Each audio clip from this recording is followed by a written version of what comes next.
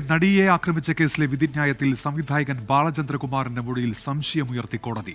Cinema ചർച്ചയ്ക്ക് വേണ്ടിയാണ് ദിലീപിനെ കാണാൻ എത്തിയതെന്ന് ആദ്യം പറഞ്ഞ ബാലചന്ദ്രകുമാർ പിന്നീട് മൊഴി മാറ്റിയതായി കോടതി ഉത്തരവിലുണ്ട്. അതിനിടെ കേസിൽ വിധിയിലെ പരാമർശങ്ങൾ ഊമക്കത്തായി പ്രചരിച്ചതിൽ അന്വേഷണം ആവശ്യപ്പെട്ട് പോലീസ് മേധാവിക്ക് അന്വേഷണ ഉദ്യോഗസ്ഥൻ ബൈജു പൗലോസ് കത്ത് നൽകി. നടിയെ ആക്രമിച്ച കേസിലെ അപ്രതീക്ഷിത വഴിത്തിരിവായിരുന്നു സംവിധായകൻ ബാലചന്ദ്രകുമാർ ദിലീപിനെതിരെ ഉയർത്തിയ ആരോപണങ്ങളും മുന്നോട്ടുവച്ച തെളിവുകളും. 1700-ലധികം പേജുകളുള്ള വിധിപ്പകർപ്പിൽ ബാലചന്ദ്രകുമാറിന്റെ വെളിപ്പെടുത്തലിൽ അടിമുടി സംശയമാണ് കോടതി പ്രകടിപ്പിച്ചത്.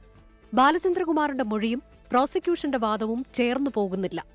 ദിലീപിനെ കാണാനെത്തിയത് സിനിമാ ചർച്ചയ്ക്ക് വേണ്ടിയാണെന്ന് ആദ്യം മൊഴി നൽകിയ ബാലചന്ദ്രകുമാർ പിന്നീടത് ഗൃഹപ്രവേശത്തിന് വേണ്ടിയാണെന്ന് തിരുത്തി. എന്നാൽ ഇതുമായി ബന്ധപ്പെട്ട തെളിവ് ഹാജരാക്കാൻ പ്രോസിക്യൂഷന് സാധിച്ചിട്ടില്ല എന്ന് കോടതി ചൂണ്ടിക്കാട്ടുന്നു. രഹസ്യബന്ധമായിരുന്നെങ്കിൽ ബാലചന്ദ്രകുമാർ എത്തിയപ്പോൾ പൾസർ സുനിയെ ദിലീപ് അവിടെ നിന്ന് മാറ്റില്ലായിരുന്നോ എന്ന് വിധിന്യായത്തിൽ ചോദിക്കുന്നുണ്ട്. സംഭവം നടന്നതിന് ഏതാനും ദിവസങ്ങൾക്ക് മുൻപുണ്ടായ കൂടിക്കാഴ്ച സംബന്ധിച്ച് പൾസർ സുനി പോലും പറയുന്നില്ലെന്നും കോടതി നിരീക്ഷിച്ചു. വിചാരണ വേളയിൽ ബി സന്ധ്യയ്ക്കെതിരെ ദിലീപ് ഉന്നയിച്ച ആരോപണവും വിധിന്യായത്തിലുണ്ട്.